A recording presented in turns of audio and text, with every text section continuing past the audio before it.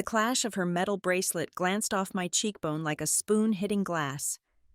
I slumped against the lobby wall. My reflection distorted over the words, Merrick and Vale Holdings, floor 47. The elevator doors opened. He stepped out with his walnut cane, looked straight at the swelling bruise on my face, and said nothing. He just tapped his watch, and the entire building locked down for an emergency meeting. My name is Ava Merrick. I am 29 years old, and I am the director of product at Merrick and Vale, and I had just been cornered. The argument hadn't been an argument, it had been a wall. Verena Cole, my stepmother and our chief operating officer, didn't argue. She issued directives. We were in the main lobby, the workday long over, the massive empty space smelling of industrial-grade lemon polish and pressurized air.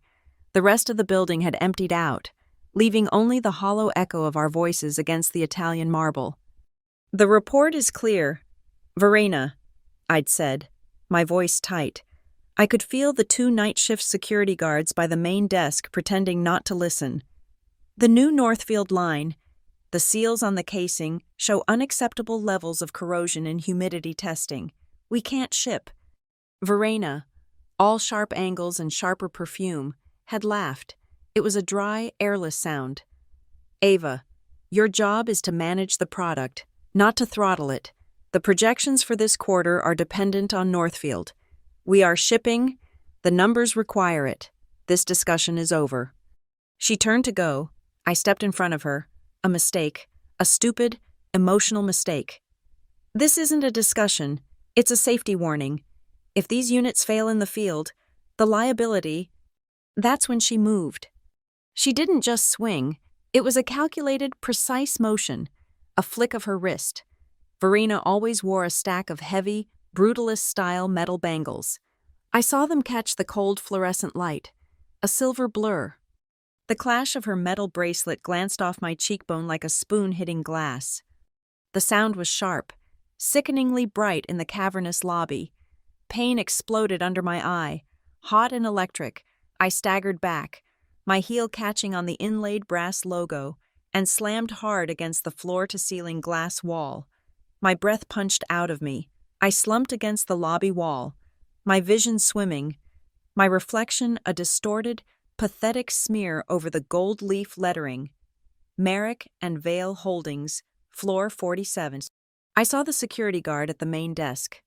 Dave, I thought his name was. He had a daughter on the company health plan. Flinch. His eyes met mine for a quarter of a second. Then he looked away. His focus suddenly intense on the console in front of him, his neck turning a dull, guilty red. Of course he looked away. Everyone knew Verena was the queen, the operational iron fist of the corporation.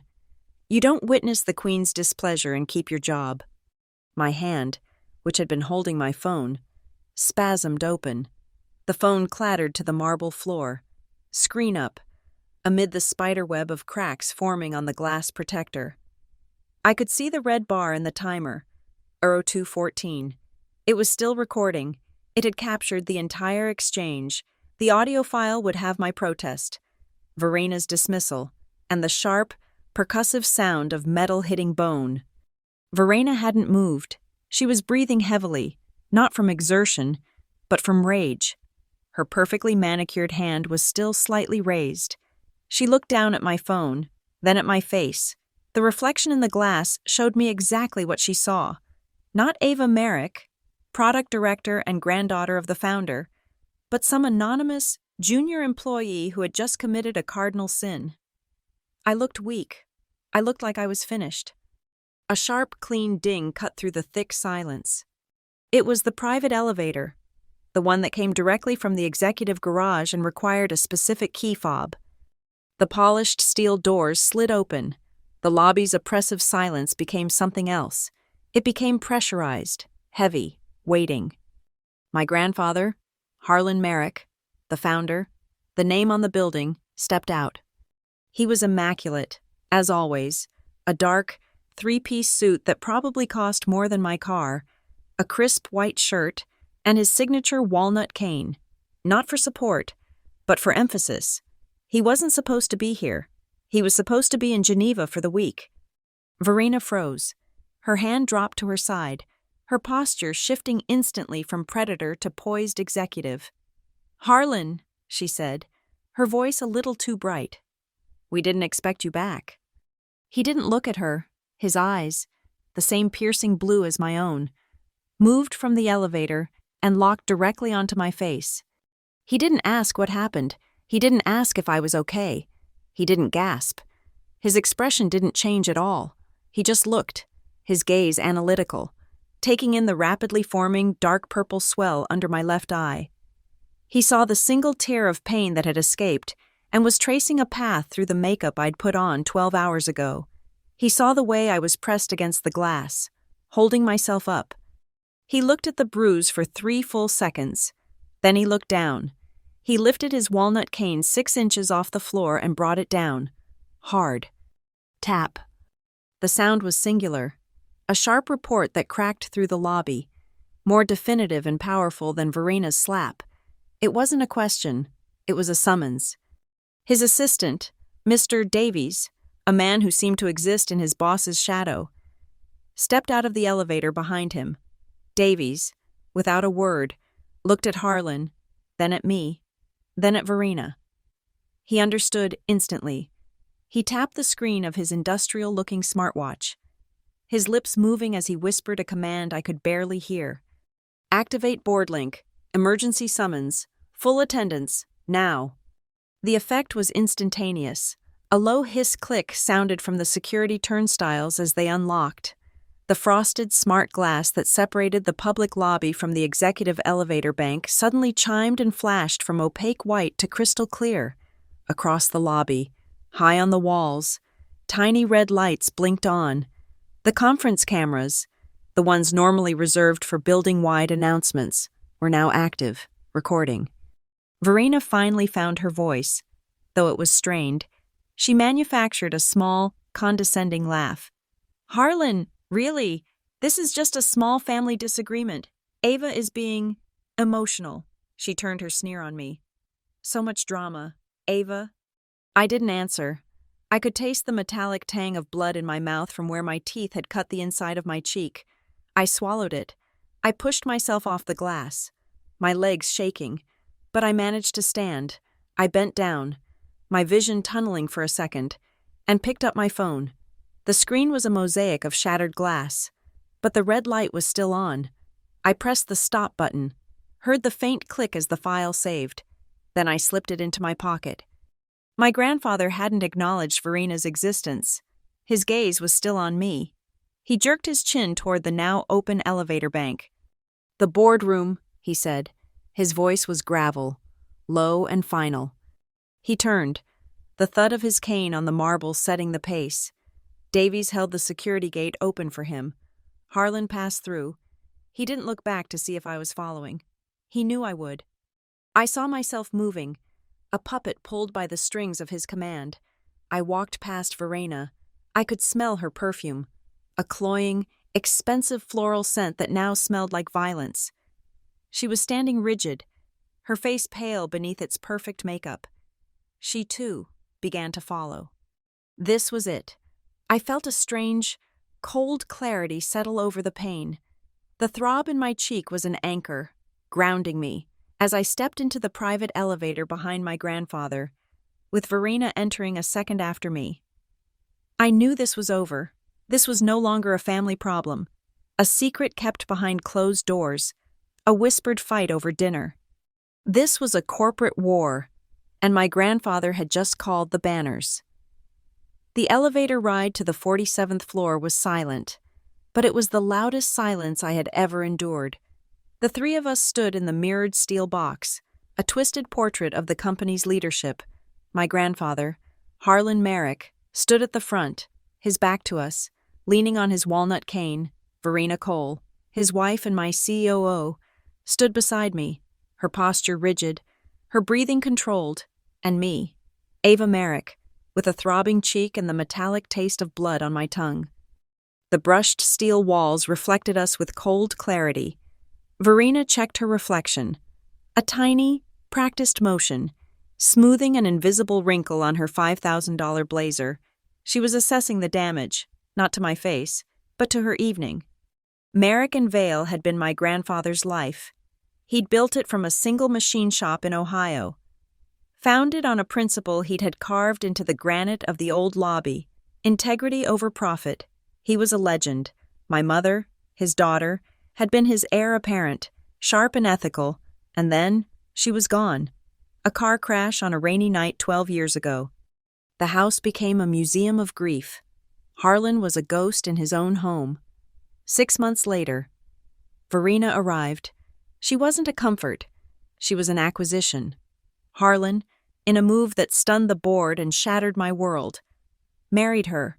She was Verena Cole, a notorious corporate fixer, famous for hostile takeovers and aggressive restructuring. She was known for cleaning house with an iron fist, and she had just been handed the keys to the biggest house of all. She slid into the COO role as if the chair had been molded for her. The elevator chimed, passing the 20th floor. I remembered the first board meeting I attended after her arrival. She smelled of steel and tuberose, and she presented a 90-day plan that involved liquidating 2 of my mother's legacy projects. A year after that, her son, Jace Cole, appeared. He was given a cushy, high-level position in the analytics department, despite a resume that was laughable. I'd protested.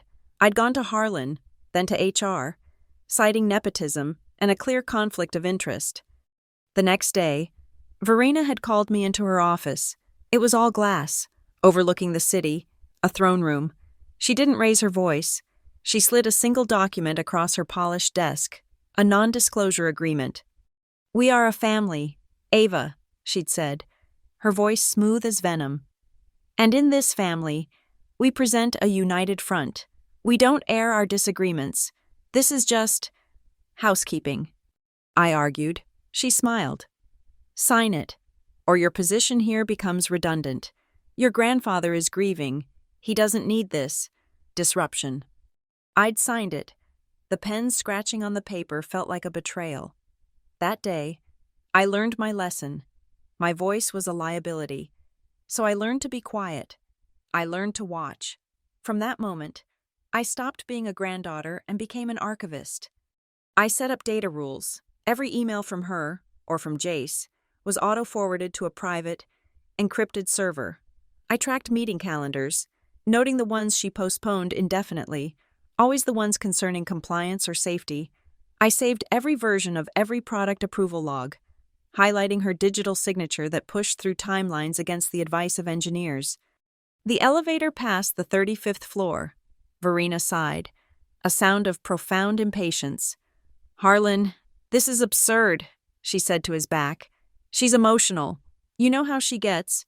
She's been unstable since her project was—" "Be quiet, Verena," Harlan said, his voice quiet, but it cut through the air and silenced her instantly. He was right. I was emotional about my project. The Northfield line. It was my baby. I'd worked 18-hour days for 6 months, leading my team to a breakthrough. It was a good product, an innovative one, and Verena had blocked it at every turn. Budgetary concerns, she'd write in her emails. Supply chain friction. But I knew the truth. I'd overheard Jace complaining to her in the executive lounge, not realizing I was in a high-backed booth. "It's overshadowing my projects. Mom, it's making my numbers look flat." So Verena began to starve it. She cut my R&D budget. She denied my requests for final stage testing. Then the whispers started, insidious and precise. Ava's in over her head. Ava's team is missing deadlines. Ava isn't COO material.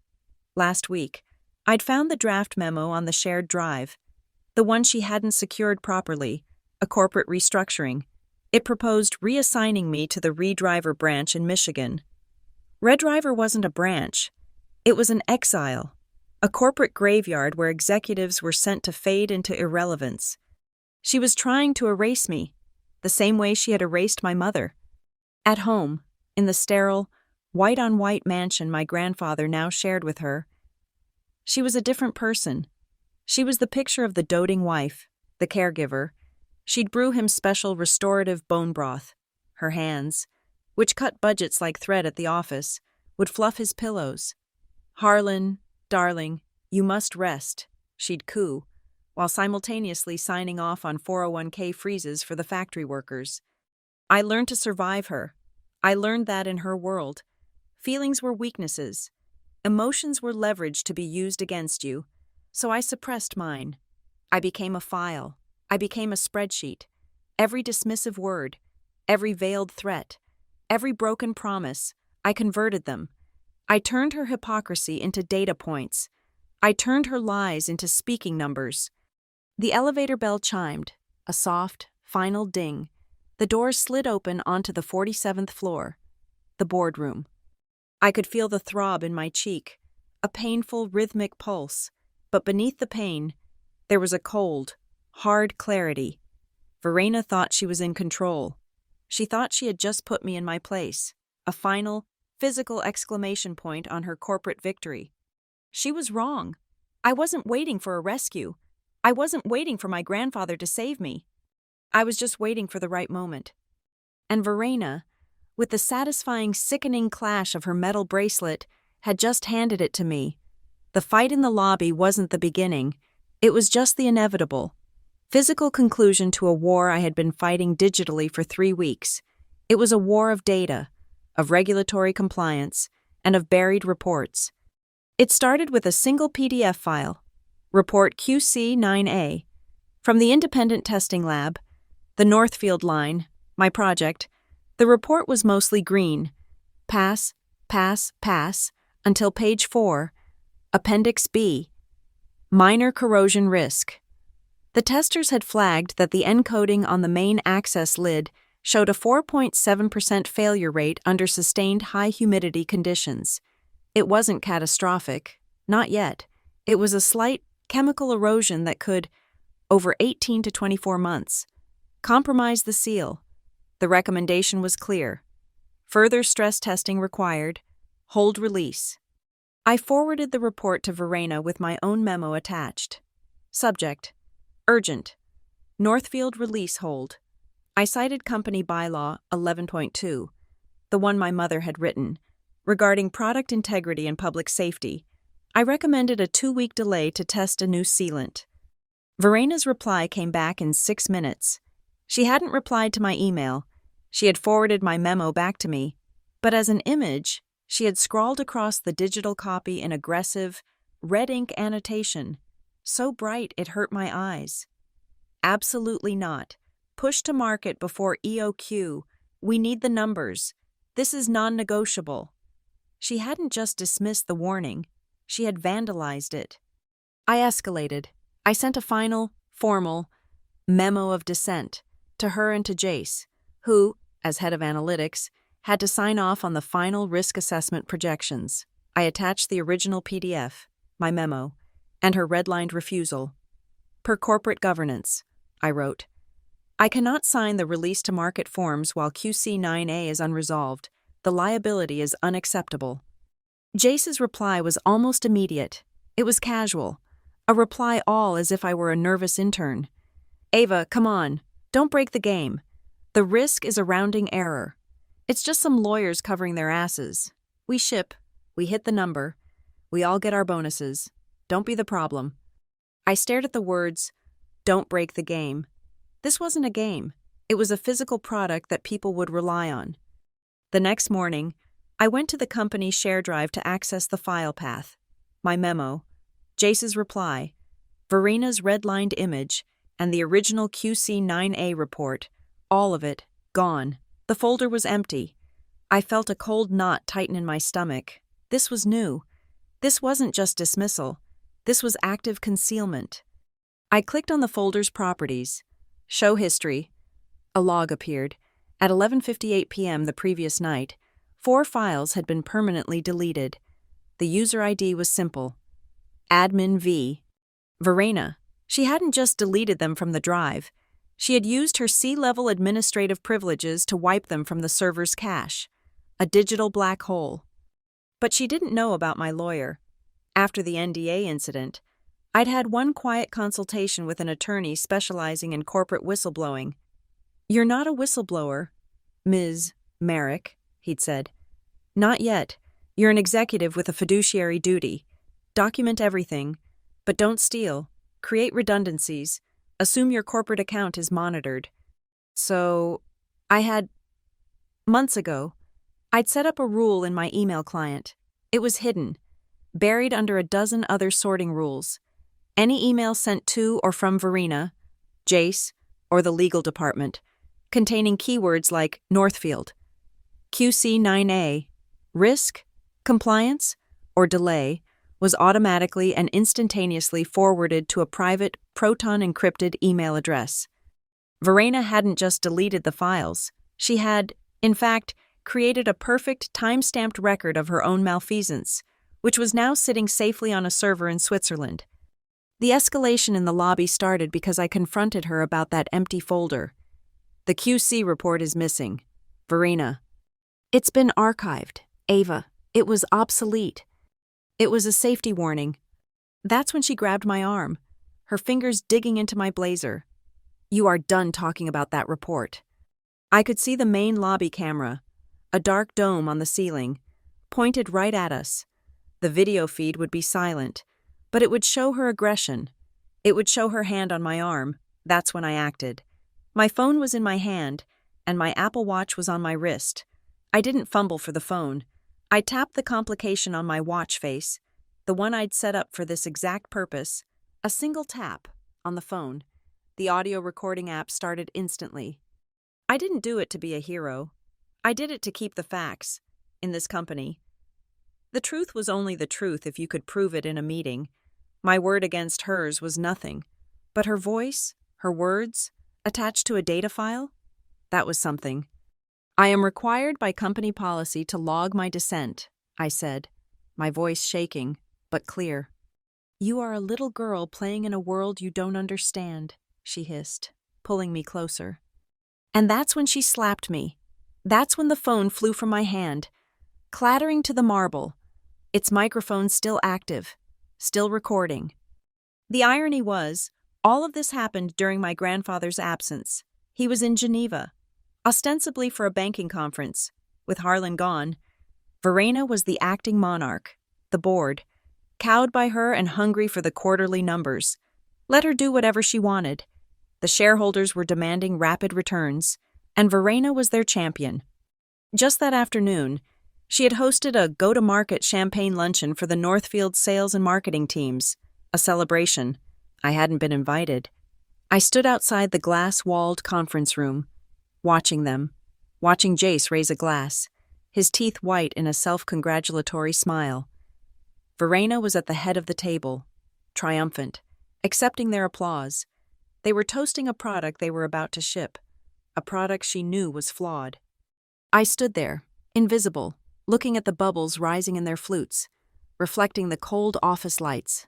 I just thought, when the numbers finally speak, the real numbers, the ones from the failure reports and the lawsuits, who will be left to listen?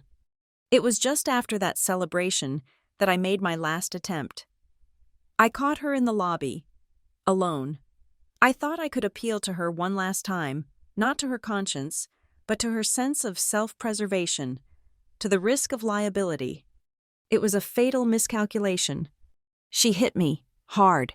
The sound echoed in the empty marble hall. And in that moment, in that ringing, painful silence that followed, a single, clean ding sounded from the private elevator. The doors slid open, and my grandfather, who was supposed to be 4,000 miles away, stepped out.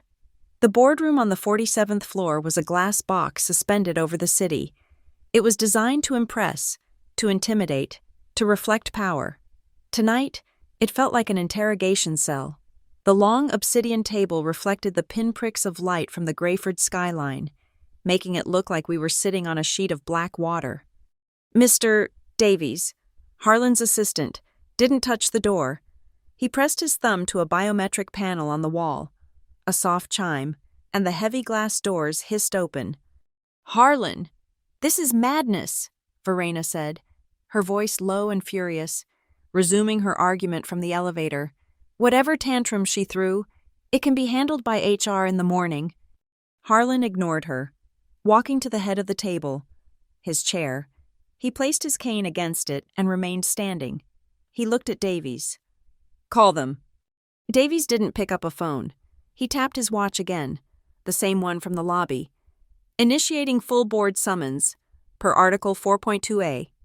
A low hum filled the room, the far wall, which looked like frosted dark glass, lit up. It was a massive, seamless 30-foot video screen. One by one, squares of light appeared, resolving into faces, confused, annoyed, sleepy faces. David Lee from our Hong Kong office, his hair mussed from sleep.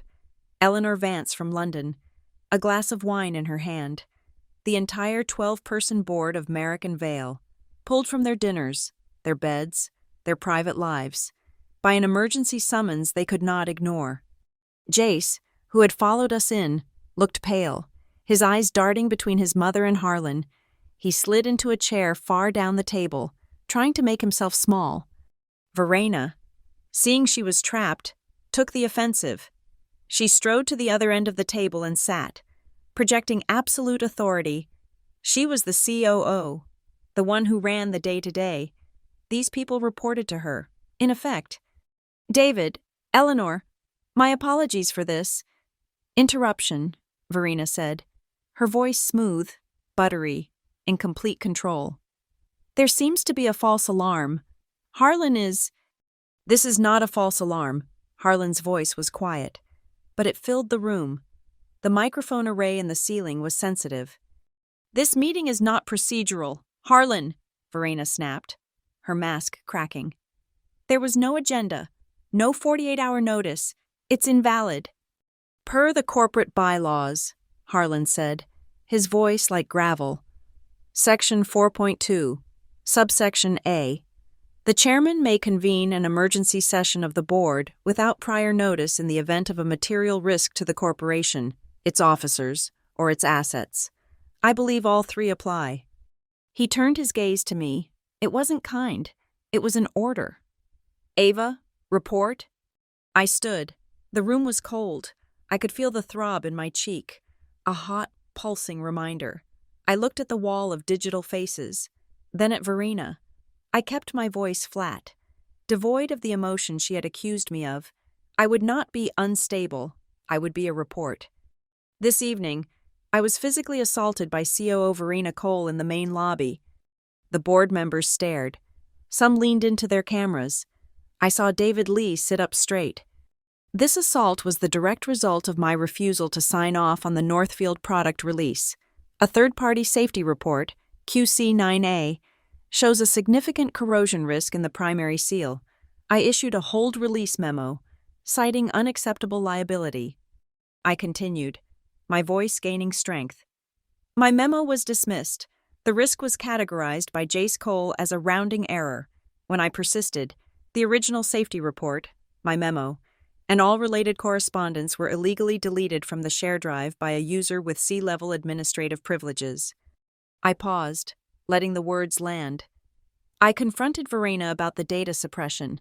She told me I was done talking about that report. Then she struck me. Verena burst out laughing. It was a sharp, ugly sound that echoed in the glass room. "This is pathetic. A complete fabrication. Board members, Ava is upset. I had a meeting with her this afternoon to discuss her performance issues. She's been erratic, missing deadlines. We were planning to transfer her to the redriver branch to give her a less stressful role. She's fabricating this entire dramatic story to save her job." The lie was perfect. It was corporate speak. It was plausible. And it painted me as the hysterical, failing woman. I saw a few of the board members exchange glances. They were calculating. A failing product director versus the COO who had doubled their stock value in 2 years? The math was simple. I didn't say anything. I just looked at my grandfather. Harlan stared at Verena, his face impassive. He watched her finish her lie. He let the silence stretch, thick and uncomfortable. Then, he gave a single, sharp nod to Mr. Davies. "Mr. Davies," Harlan said, "play the lobby feed, audio enhanced." "Harlan, you can't," Verena started, rising from her chair. "The board's digital records from the last 90 days are now active and on screen. Per my authority as chairman, Harlan said. Davies tapped his tablet, the main central square on the video wall, which had shown the company logo, flickered. It was replaced by the high-definition feed from the lobby camera, the one I had seen, the one I had counted on. The angle was wide, it showed Verena, and it showed me. The audio was crystal clear. You are done talking about that report. The board saw her grab my arm. They saw me flinch, saw me try to hold my ground. I am required by company policy to log my dissent. You are a little girl playing in a world you don't understand.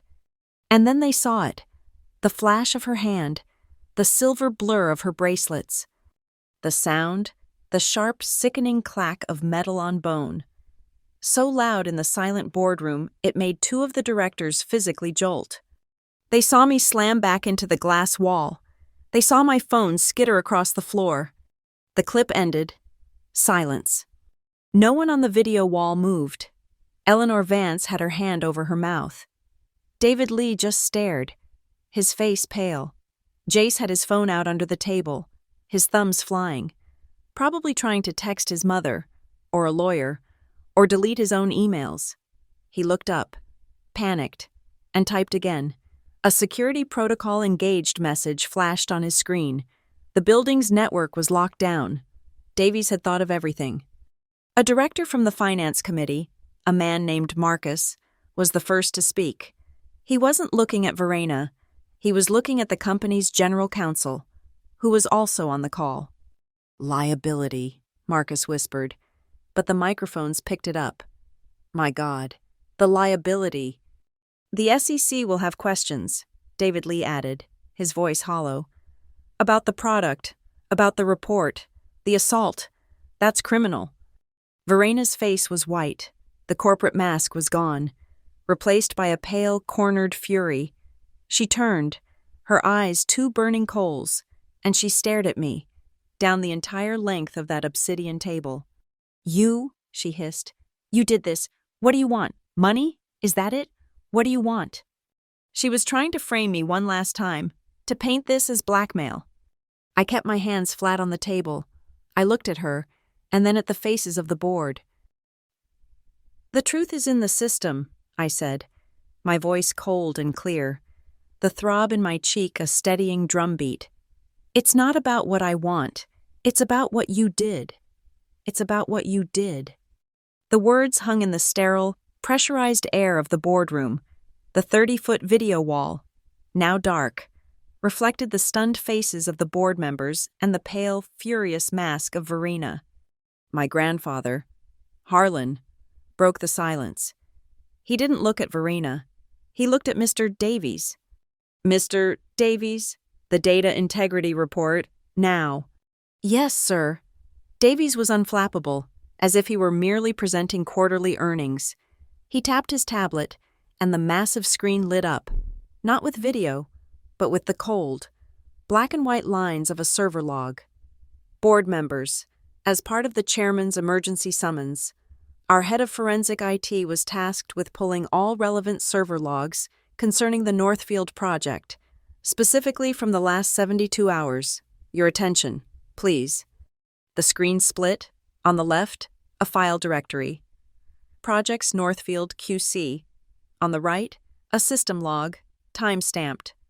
This, Davies said, his voice narrating the execution, is the server log from 11:58 p.m. last night. He highlighted 3 lines of code. They were stark, undeniable. Delete perm, Projects Northfield, QC, QC9A. PDF user, admin V. Delete perm, Projects Northfield, QC, memo descent. Merrick, docsex user, admin V delete.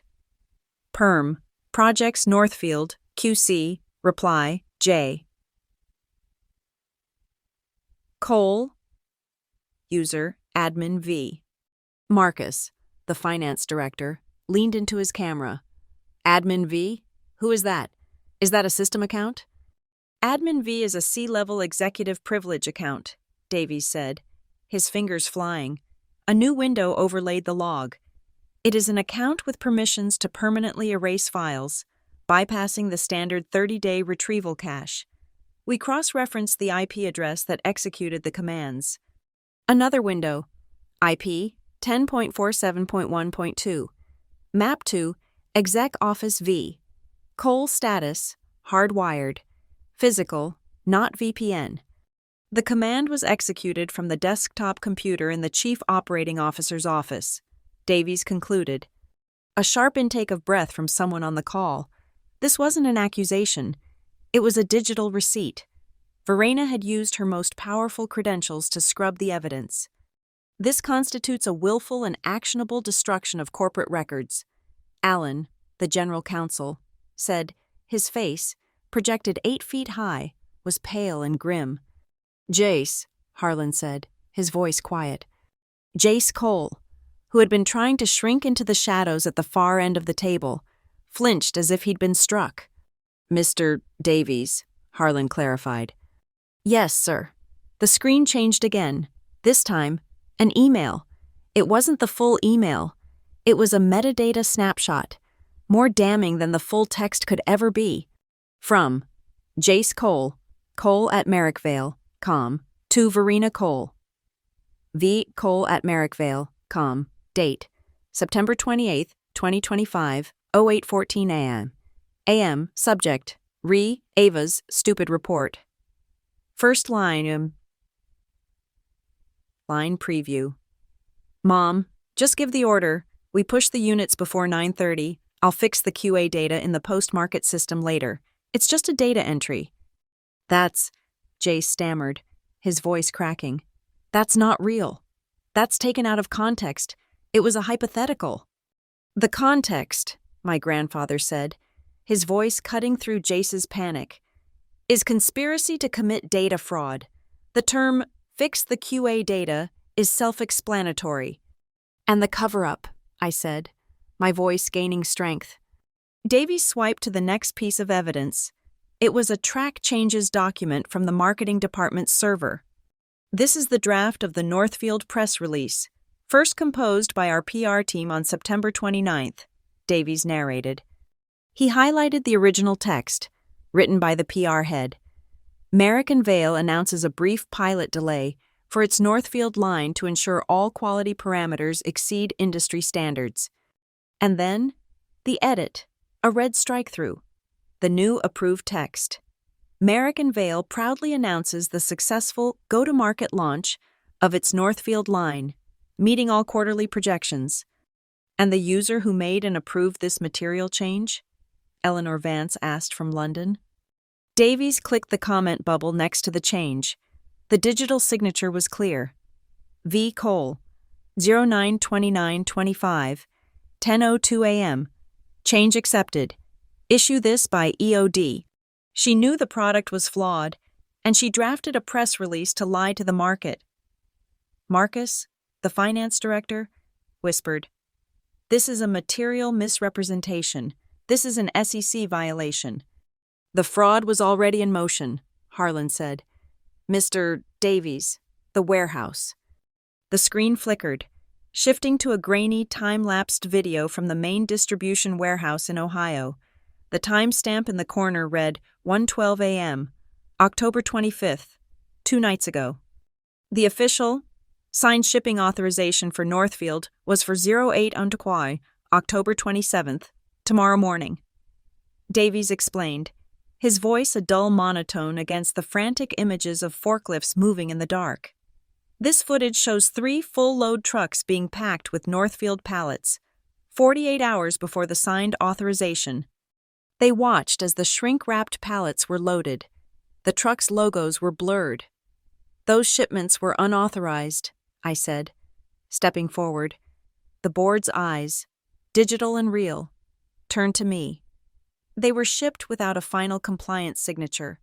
My signature. That's why I was in the lobby tonight. I was trying to tell her I knew the trucks had already left. I was trying to stop her before it was too late. I pulled my own cracked screen tablet from my bag. And I know why she shipped them early. I connected it, Davies, anticipating this, patched it through. A new file appeared on the main screen. It was a vendor contract. This is the last piece. Those trucks were going to our 5 largest distributors. This is a list of contract extensions Verena's office forced them to sign last week. I got this from a friend in procurement who was suspicious.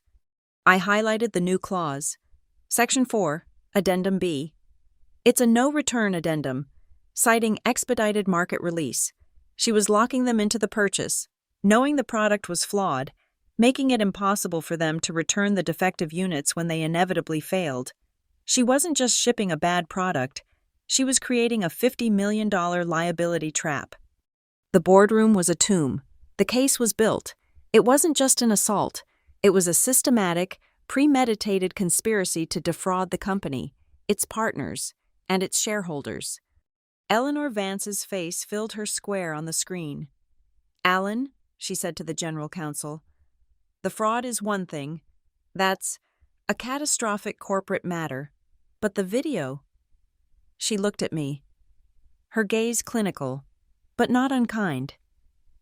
"The physical violence is a separate issue, but it speaks to a culture of impunity. It's an HR nightmare, a lawsuit we can't win, but it's also a reflection of judgment. It contaminates everything else." Alan, the general counsel, nodded grimly. He took a deep breath, fixing his gaze on Verena. "Board members, based on the evidence presented, willful destruction of records, clear conspiracy to commit fraud, material misrepresentation to shareholders, and the egregious conduct captured on the lobby feed, I must recommend, effective immediately, that Ms.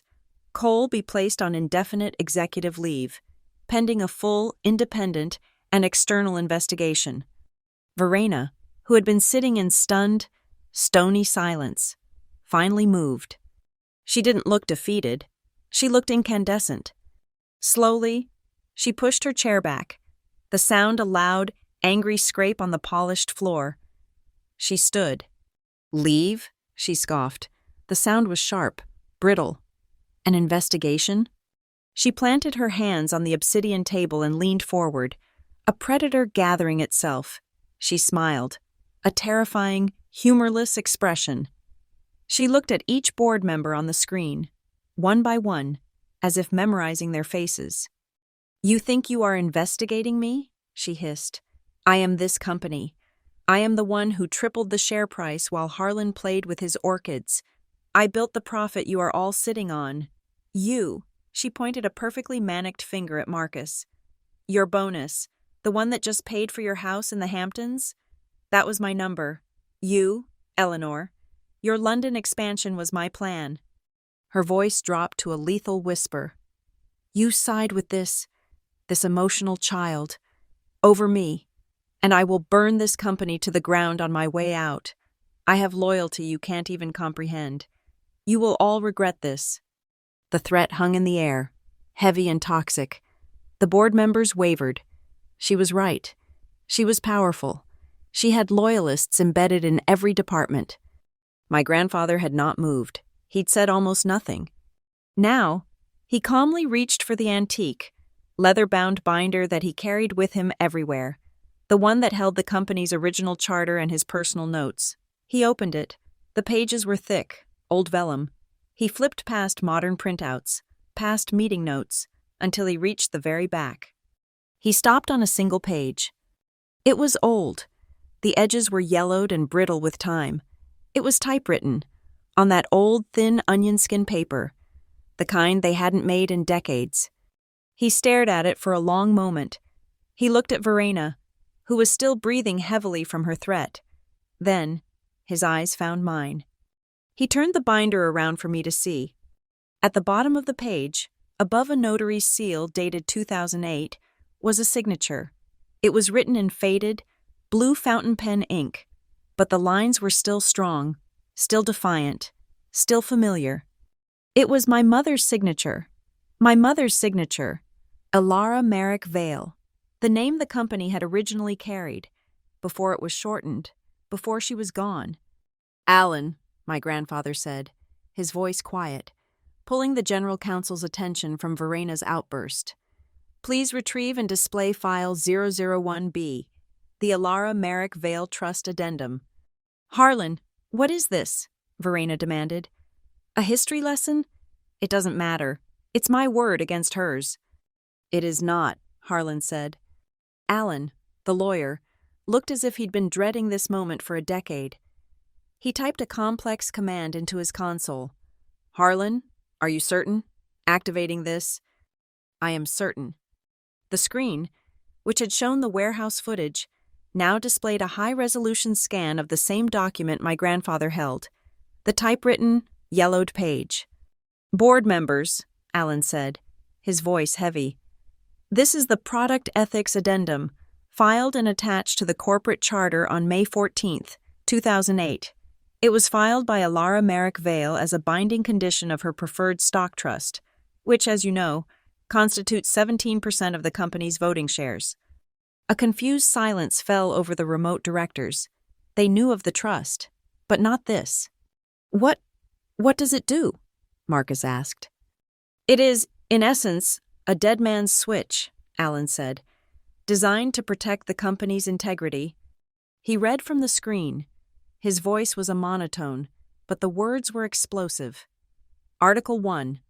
Should any executive officer of Merrick and Vale, defined as COO, CFO, or CEO, be found to have willfully and intentionally disregarded a verified product safety risk classified as QC level red for the express purpose of meeting quarterly financial projections.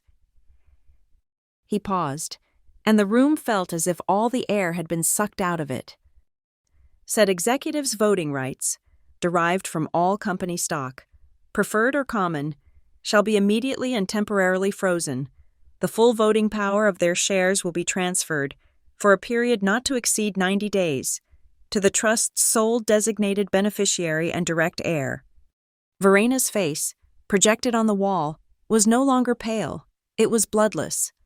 No, that's not legal. That's not... It is perfectly legal, Ms. Cole, Alan said, cutting her off. It was a condition of your husband's marriage to you, and a non-negotiable term of Alara's trust being integrated back into the main company charter. You signed the acknowledgement of this addendum when you accepted the COO position and its accompanying share package. But you can't prove intent, Verena stammered, grabbing at the last straw. It's hearsay. That, my grandfather said, his voice cold, is where Alara was specific. He pointed to the next article on the page. Alan read again. Article 2. Activation of Article 1 is contingent upon a specific and dual trigger.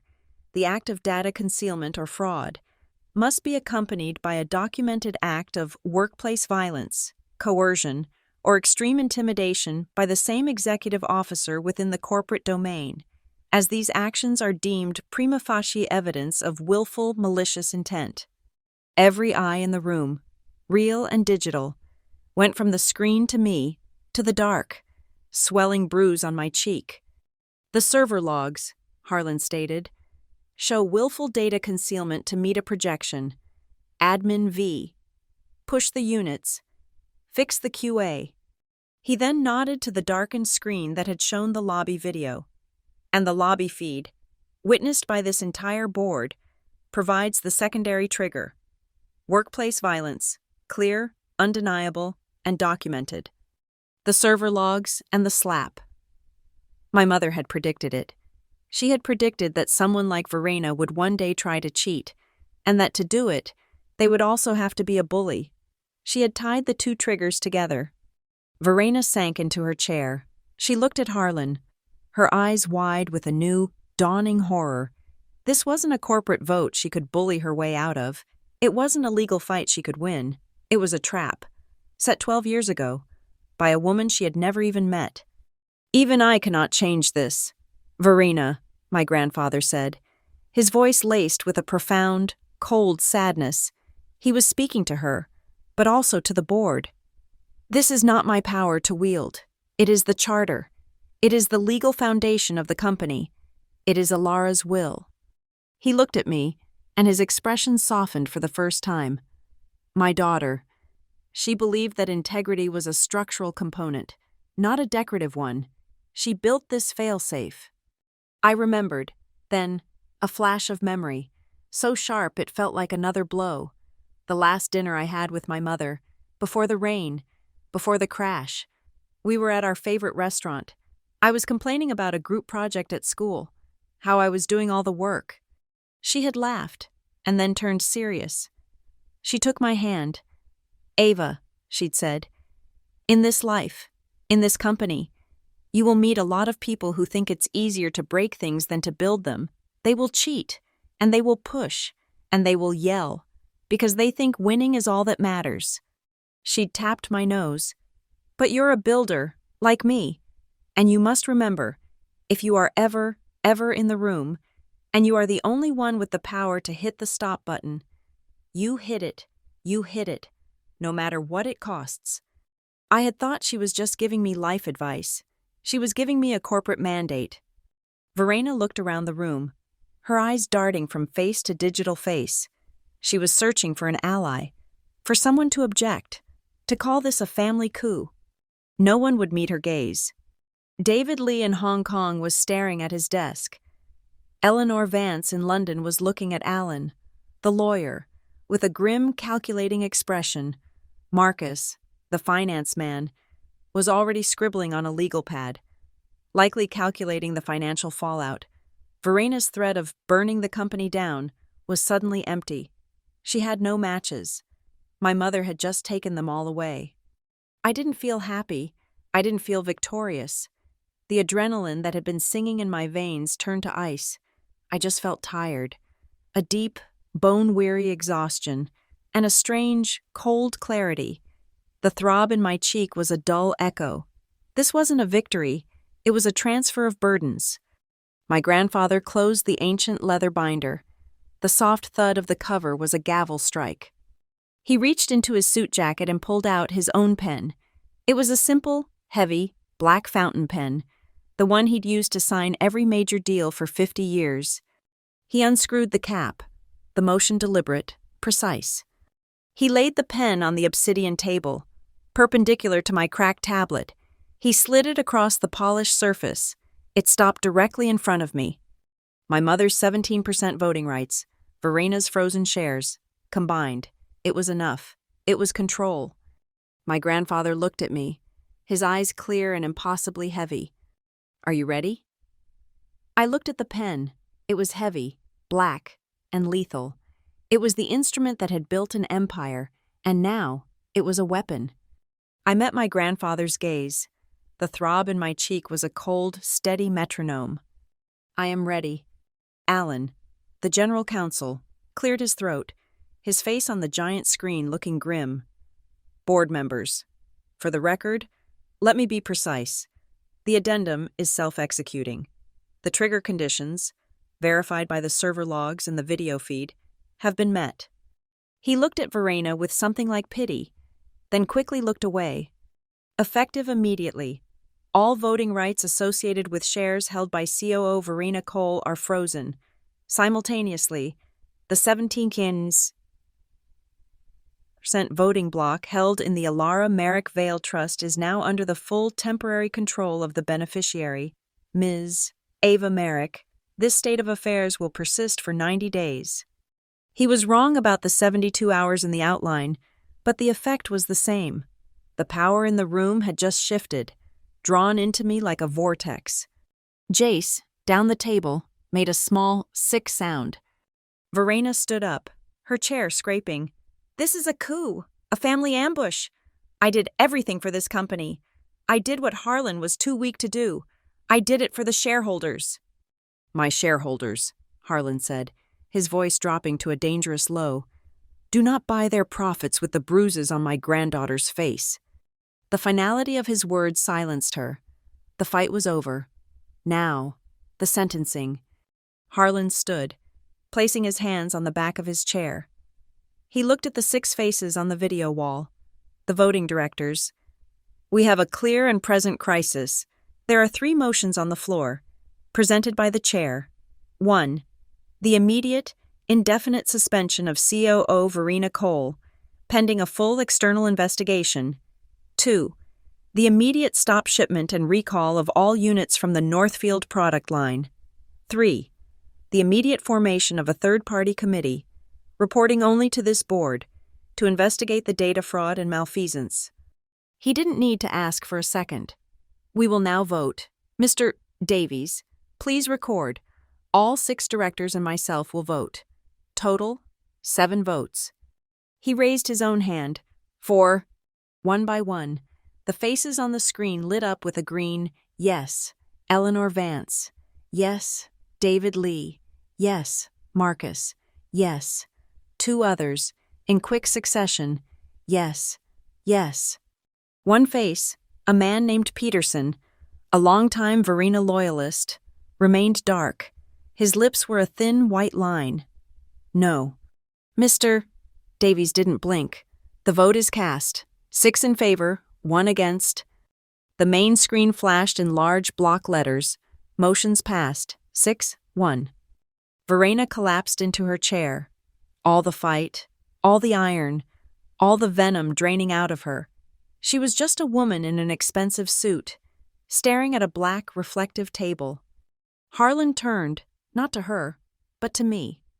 Ms. Merrick, you have the floor. This was it. I stood up. I didn't walk to the podium. I stood where I was. I felt the eyes of the board, the company, the future, on me. I put my hands on the table, next to my grandfather's pen.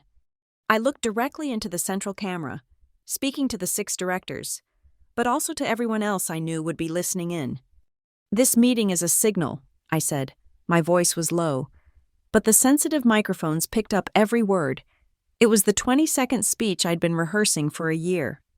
No one at Merrick and Vale will ever be punished for telling the truth. From this moment, safety comes before projections. If you see something that is wrong, if you are told to fix the numbers or push a bad product, you don't go to your manager, you send it directly to me. That's all. A panicked face appeared in a new square on the screen. It was Sarah, the head of PR. Her voice was trembling. Ms. Merrick, what is the communication plan? The press will. This is a catastrophe. A KOO suspended. A product recalled. The truth is the press release. Sarah, I said, cutting her off. Draft 1, headline, Merrick and Vale halts Northfield shipment to investigate internal safety report. No spin, no abundance of caution, just the facts. We failed to meet our own standards. We are fixing it. Send it to me for approval in 1 hour. Sarah just nodded, pale. A new voice, Eleanor Vance, from London. She looked at me, then at Harlan. Harlan, the board has acted, but with Ms. Cole suspended, there is a critical power vacuum. The company needs operational leadership. Now, the addendum's transfer is for 90 days. She turned her gaze back to me, her expression all business. I move that we appoint Ava Merrick as interim CEO and acting COO, effective immediately, for the 90-day duration of this investigation. Second, Harlan said, the word like a hammer strike. All in favor? This time, there was no hesitation. The green yes lights flashed. 7 in favor, Davies announced. Passed, unanimous. Harlan looked at me, a small, almost imperceptible nod. It's done. It starts now. I looked down the table. Verena was still sitting, frozen. Jace was staring at his phone, his face ashen. I reached out and placed my hand on the cool black mesh circle of the boardroom microphone in front of me. The small indicator light, which had been red, turned green with a soft, audible click. It was the quietest sound in the room, but it was the only one that mattered. Verena flinched, her head snapping up. She took an involuntary step back, away from the table, as if that simple click had been a gunshot. The queen was deposed. The boardroom was mine. My hand rested on the live microphone, a small black circle of absolute power. The green light was on. Across the table, Verena Cole, the Iron Queen, had taken an involuntary step back. She was cornered, suspended, and stripped of her power. Her entire corporate identity had been vaporized in the last 10 minutes by a ghost, a server log, and a video feed. I saw the calculation in her eyes, the last, frantic clicks of a mind that never accepted defeat. When there is no escape, a cornered animal will always lunge. She did. A strange, toxic smile bloomed on her face. It was the most terrifying expression I had ever seen. It wasn't a smile of mirth. It was a smile of mutual, assured destruction. "Interim CEO," she said, her voice a soft, mocking purr. She looked around at the digital faces of the board. "You're all fools. You've just handed the company to the real snake." She turned that smile on me. "You think you're so clean, don't you, Ava? You with your truth and your integrity." She looked at Alan, the general counsel. "Alan, before you unplug my computer, do one last bit of due diligence. Check our new CEO's inbox. Check the email she received at 10:14 p.m. last night." A chill, different from the one I'd felt before, ran down my spine. What was she talking about? The board members looked confused. "What is this, Verena?" Marcus asked. His patience gone.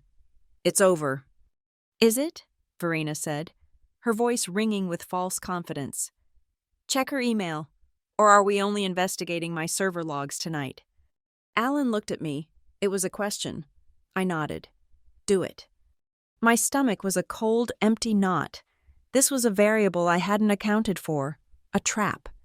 "Mr. Davies," his face grim, typed, the main screen, which had been showing the unanimous vote, changed again. It was a snapshot of my own corporate inbox. And there it was. From Data, Integrity, Services at Proton, Anon. Received 10:14 p.m., October 26, 2025. Subject, The Real. Northfield Data. Attached was a single file. Revised QC results, zip. The air in the room thickened. I could see the minds of the directors turning, reevaluating. "What is that?" Eleanor Vance asked, her voice sharp. "What does it look like?" Verena said, her voice triumphant. "It's a file of changed test results. She's been building this little case against me for months. This is what she was going to use. She's been soliciting falsified data, building her own truth to stage this coup. Or perhaps she was caught, and this is her backup. How does it look? Alan, your new CEO, engaging in corporate espionage, soliciting bribes, or fabricating evidence. It looks actionable." She was brilliant. It was the perfect countermove. It stained me with the same tar. It turned my entire presentation from a defense of integrity into a calculated, premeditated, and equally corrupt corporate strike. Jace was staring at his mother with a look of pure, terrified adoration.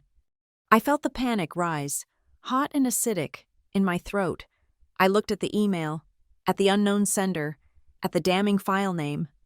Then, I just breathed. I thought of my mother. If you're in the room with the power to hit the stop button, hit it. I was calm. The throb in my cheek was an anchor. "Alan," I said, my voice steady, "please pull the server log for my account for that specific email. Check the status."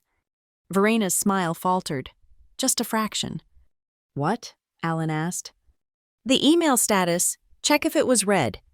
Davies's fingers flew. A new log appeared, stark and simple. User A. Merrick at merrickvale.com. Cheat ID 9A884GKE. Status unread. "I never opened it," I said, my voice quiet. "I never saw it. I was in the lobby, arguing with Ms. Cole, and then I was in this room." Verena scoffed. "She's lying. The preview pane." "It doesn't matter," I said, cutting her off. I turned to Verena, feeling the power shift back. "What matters is that you knew that email was in my inbox. You, who are so concerned with data integrity, brought this file to the board's attention. So you must know who sent it. You must know its origin. You're the one who seems to be in possession of all the facts." Verena. I looked at Davies. "Mr. Davies, you traced the file deletion. Please trace the source IP of this anonymous email. Verena's face went white. She hadn't expected that. She had played her last card, and I had just turned it over. It's an anonymized relay. Ms. Merrick, Davies said, his fingers flying across his keyboard, the screen filling with trace logs. It's routed through 3 external proxies, one in Estonia, one in Panama. It's an outside source, Jace blurted, a little too quickly. One moment, Davies said, his eyes narrowing at the screen. The origin packet, the one that entered the relay, it's masked, but the metadata, it was sent from inside our own network.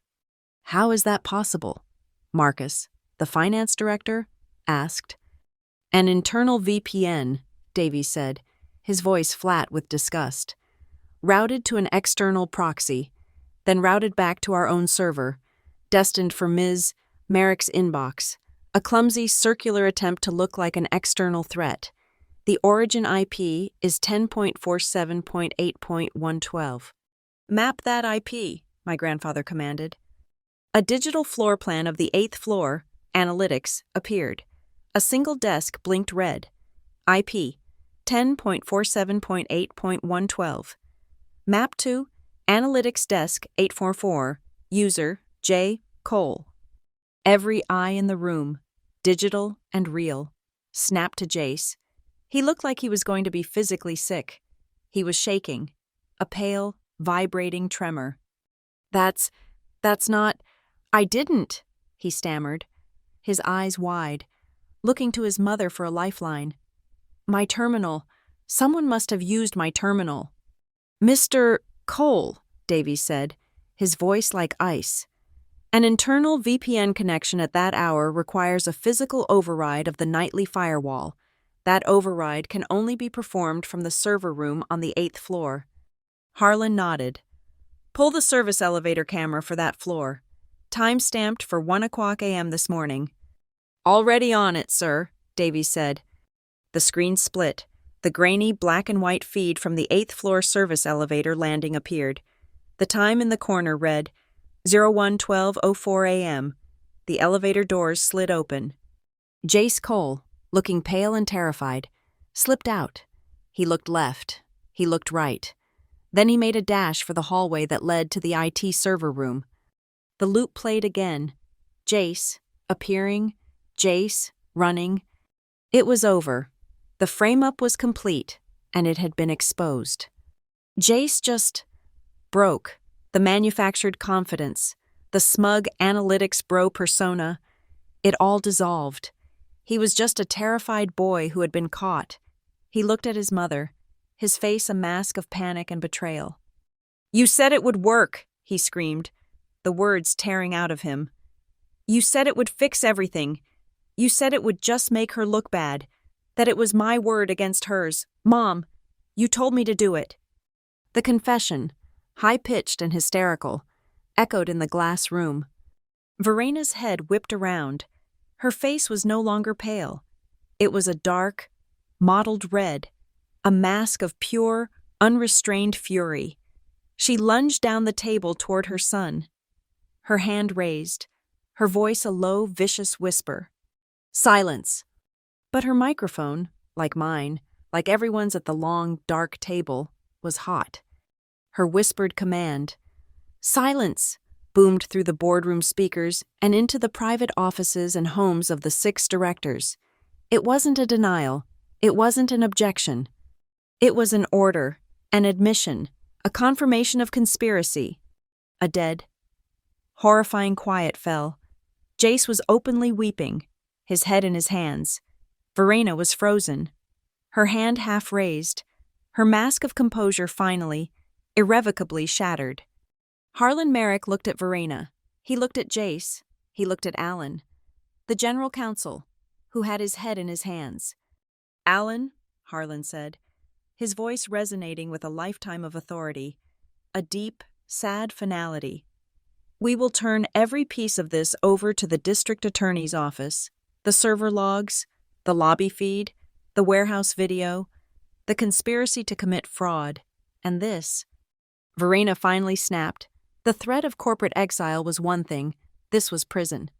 "Harlan!" she shrieked, her voice raw, all pretense of the COO gone. "He's your grandson, by marriage, but he's in your house. I am your wife. This is family. You wouldn't dare. You wouldn't do this to your own family." My grandfather stood there, motionless, for a long, terrible moment. The directors watched, silent, waiting. The fate of the company and the ruin of the family hung in this single second. Harlan slowly turned his head. He didn't look at his wife. He looked at me. He looked, once more, at the dark, ugly, swelling bruise on my cheek, the physical evidence of her management, the trigger for my mother's long-dormant plan. He held my gaze. I didn't blink. Then, he turned back to Alan, the general counsel. He gave a single, slow, definitive nod. The nod. It was a small motion, a barely perceptible dip of his chin, but it landed in the glass boardroom with the force of a judgment. It was the end. Verena's shriek died in her throat, her face frozen in that mask of desperate, disbelieving fury. She had played her last card, the one marked family, and he had just refused it. Harlan Merrick did not look at his wife again. He did not look at her weeping son. He did not look at the board members, whose digital faces were now grim masks of silent assent, witnessing the execution. He did not hug me. He did not put a comforting hand on my shoulder. There was no melodrama, no grand theatrical gesture of vindication. This was not a reunion. It was a transfer of power, as cold and as binding as a legal document. My grandfather, a man who had built an empire on his name, slowly, deliberately, reached for his left hand. With his right, he grasped the heavy gold signet ring he wore. It was the American Vale Council ring, the one bearing the original MV crest my mother had designed. He had worn it every day for 30 years. With a slight, twisting motion, he pulled it from his finger. The ring, which had been a symbol of his ultimate authority, was now just an object. He did not throw it. He did not slide it. He placed it, very gently, on the black obsidian table, directly in front of where Verena stood, trembling. It made almost no sound, a tiny click against the stone, but it was a statement louder than her shriek. It was an abdication, an annulment, not of a marriage, but of a dynasty. He had removed her from his world. Then, he lifted his wrist, the one that held the same simple functional watch Mr. Davies wore. He tapped the dark screen once, waking it. He pressed a single red icon on the glass. It was a silent command, an execution order sent via Wi-Fi. Somewhere, in the servers downstairs, a single line of code was executed. Set user, V. Cole. Status, inactive. Mr. Davies, his tablet in hand, confirmed it. HR and security have been notified. Sir, her credentials are void. As if summoned by that silent, digital command, the heavy glass doors to the boardroom hissed open. 2 men in the dark blue blazers of the corporate security team stepped inside. I recognized them. It was Dave, the man from the lobby desk who had looked away, and his partner. Their faces were impassive, but Dave wouldn't meet my eyes. He was looking at Verena. "Ms. Cole," Dave said, his voice polite, practiced, but utterly firm. "We've been asked to escort you from the premises, pending the investigation, if you'll come with us." "Escort me?" Verena's voice was a hoarse whisper. She looked at the ring, then at Harlan. "Harlan, you can't. This is my building. "Ma'am, please," the other guard said, stepping forward. "We can do this quietly." Harlan had already turned away. He was finished with her. Mr. Davies produced a single, thick, 9x12 envelope from his briefcase. It was already sealed with red wax. He laid it in front of my grandfather. Harlan took his pen, the heavy black fountain pen that was still lying in front of me. He clicked the cap open and signed his name across the seal with a flourish. His hand did not shake. Authorization. Interim CEO. Ava Merrick. Effective immediately. He pushed the envelope toward me. It was my commission. He finally looked at me, his eyes clear, the blue identical to my mother's. The weight of his gaze was crushing, a burden of expectation, of legacy, of the long, cold road ahead. "Keep your mother's promise," he said. His voice was low, for my ears only. "Hit the stop button, no matter the cost." "I will," I said. Verena let out a sound, a half sob, half curse. She had one last, defiant move. She grabbed her leather portfolio from the table and strode, not toward the guards, but toward the private elevator on the far side of the room, the one that led to the executive garage, a final act of defiance. She would leave on her own terms. She slammed her hand against the wall panel, her keycard held out. Nothing happened. She swiped it again, frantically, her movements clumsy with rage. The panel emitted a single, dry, electronic beep. A small red light blinked, denied. The sound was pathetic, small, but so incredibly final. It was the sound of her erasure, her key, her access, her identity, gone. She was no longer a part of the system. She was an outsider, a ghost. Dave, the guard, sighed. "Ms. Cole, this way." She stood there for a moment, her back to us, her hands still pressed against the useless panel. Then, her shoulders slumped, defeated. She turned, her face a ravaged mask of makeup and tears, and walked between the two guards, out of the boardroom. Out of my life. Jace, who was still weeping into his hands, flinched as she passed, but he did not look up. He didn't dare. He just kept whispering, "I'm sorry, I'm sorry, I'm sorry," to the table. On the 30-foot video wall, the board members, one by one, began to disconnect. Their duty was done. The crisis was averted. The new leadership was in place. Their squares on the screen went black, like stage lights winking out after the final bow. Eleanor, David, Marcus. Click, click, click. Soon, the only illumination in the room came from the cold. Pinprick lights of the city outside and the dim, overhead spotlights on the table. The show was over. I raised a hand, my fingers trembling slightly, and lightly touched my cheek. The skin was hot, tight, and it sent a sharp, stinging pain through my skull. But beneath the sting, I felt a vast cold, an absolute calm. No one clapped, no one cheered. The only sound was the faint, high-pitched whistle of the wind against the 47th floor glass. My tablet, still connected to the system, chimed. A single email from Alan, the general counsel.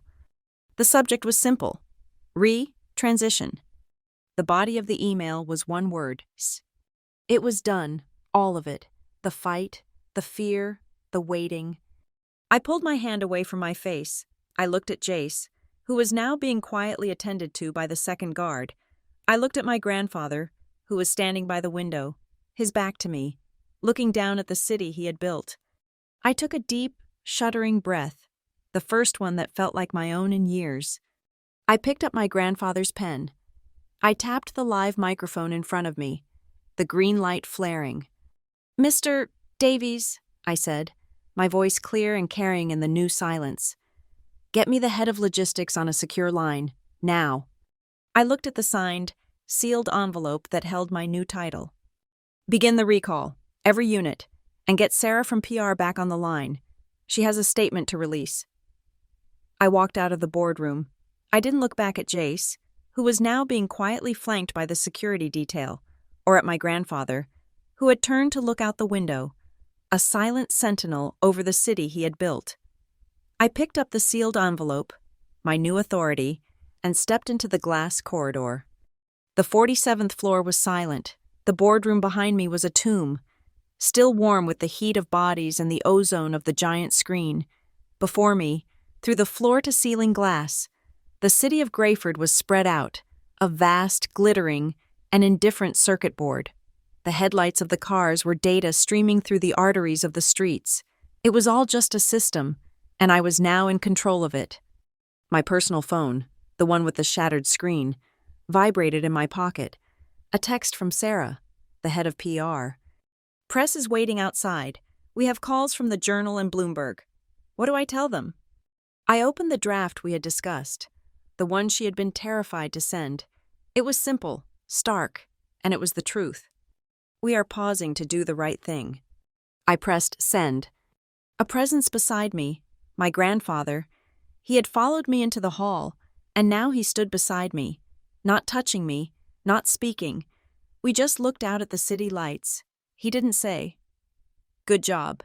He didn't say, "I'm proud of you." He didn't need to. He had just handed me the heaviest thing in his world, the thing he had carried for 50 years, responsibility. His silence was the weight of it, settling onto my shoulders. I walked to the private elevator, the one Verina's key could no longer summon. I pressed the call button. The polished steel doors hissed open, their surface a perfect, dark mirror. I saw my reflection, Ava Merrick, interim CEO. My eyes were clear, cold, and exhausted, and on my cheek, the dark, purple-blue bruise, a raw, ugly mark against my pale skin. It wasn't a blemish, it was a seal, a stamp of payment, the cost of hitting the stop button. The elevator began its descent, inside the small, silent car. I took out my corporate phone. I accessed the company-wide internal broadcast channel. I pressed the broadcast icon. A red light blinked. Live. I spoke into the silence, my voice clear, echoing in the main offices, the factory floors in Ohio, the call centers in Mumbai. This is Ava Merrick. Safety first, truth first. No one will be punished for being right. That is all. I ended the broadcast. I opened the logistics control app, the one I had helped design.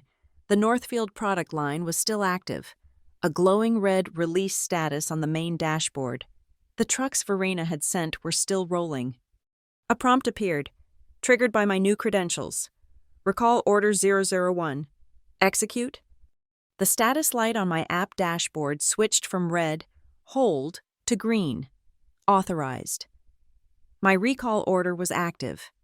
I placed my thumb on the digital button that read, "Stop all shipments." I pressed it. The boardroom I had left was still warm, still smelled of Verena's expensive, cloying perfume and the fear of her son, the future ahead, the 90 days, the lawsuits, the restructuring. It was cold, vast, and perfectly clear. The elevator doors opened onto the empty, silent lobby. The down arrow light on the panel switched off. The screen went black. It was finished. There was no applause. The revenge was complete. It was just a stop button. Thank you so much for listening to this story. We'd love to know where you're listening from. So drop a comment below and share your thoughts on Ava's revenge. If you enjoyed this, please be sure to subscribe to the channel and like this video. And for extra support, hit that hype button. It really helps this story get heard by more people.